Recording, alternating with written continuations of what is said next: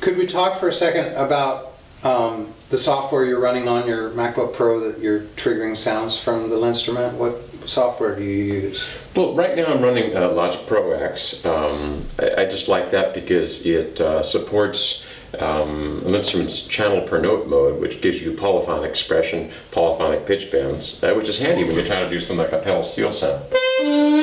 Oh, that wasn't pedal steel. Here's a pedal steel.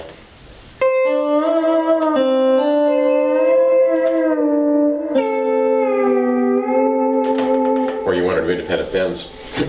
And Logic happens to do that, and it's only $200, and most LinnStrument owners are on Mac anyway, so, and they already own Logic Pro, so it's nice. I actually ship or I allow a downloadable file that contains many different sounds for Logic Pro X. But it's just a MIDI controller, it'll work with any synth. But it does help if the synth you're using has this ability to receive notes, each voice on its own MIDI channel, for the independent pitch bends, the independent pressure, independent Y-axis control. But then you'd be limited to 16, not 50. That's a good point, yes. So all those 50-handed people would be in shit shape, I guess. They'd be miserable. So you have buttons on there, your menu system. Do you have software that runs on the computer, kind of an editor for the LinnStrument, or is it pretty sensible what you're looking at? It's really not necessary because all the parameters, if you press this button here, all the parameters are printed up on top here, and the lights indicate the status of the parameters, or they're printed on the bottom here for these settings, and the lights are indicated there. So it's much easier just to edit them. You just look for the printed word and you edit it, and that's pretty much it. And then these buttons here are things like presets. You can change the preset number. It tells you. It's displaying the numbers here. Yeah, or volume. You change the volume up or down. You can change your octave, you can transpose. So it's really pretty straightforward and simple. And then, of course, there are some other things that are very important, like being able to display applause. And laughter? And laughter, yeah. So. Very cool. But yeah, it'll work with any MIDI synth. In the same, by default, it's set up to work just like a normal MIDI keyboard. And the only problem with this is that the normal presets in MIDI synths are optimized for keyboards. They won't use the LinnStrument's pressure or Y-axis control or polyphonic pitch bends. Unless you program those for the controllers to... Yeah, or you download our special sounds, and we have them for a few different synths, and that list is growing.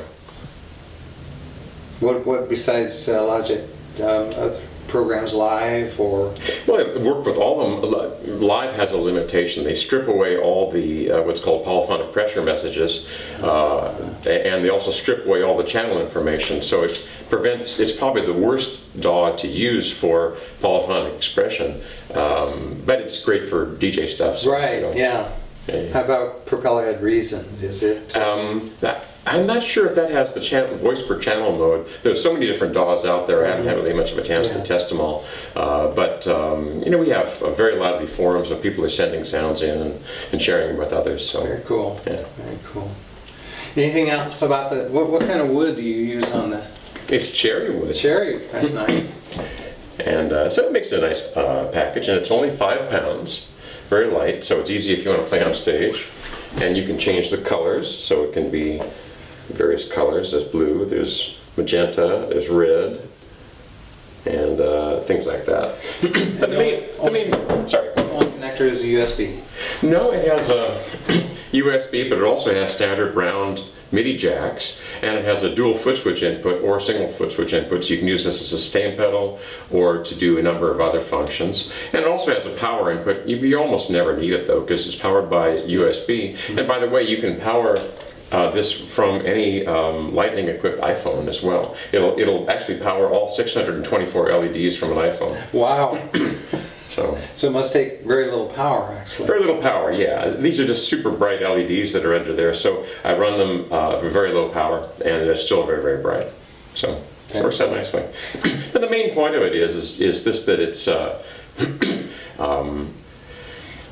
music is all made with on-off switches now, and so one thing I noticed a few years back is that in popular music, the whole concept of an instrumental solo has virtually disappeared.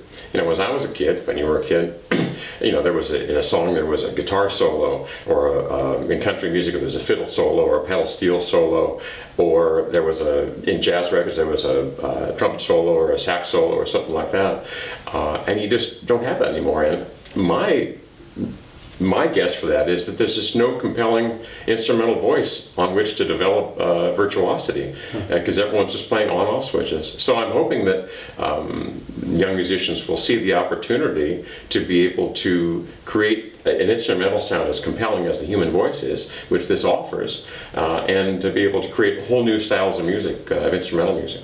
You know. Very cool.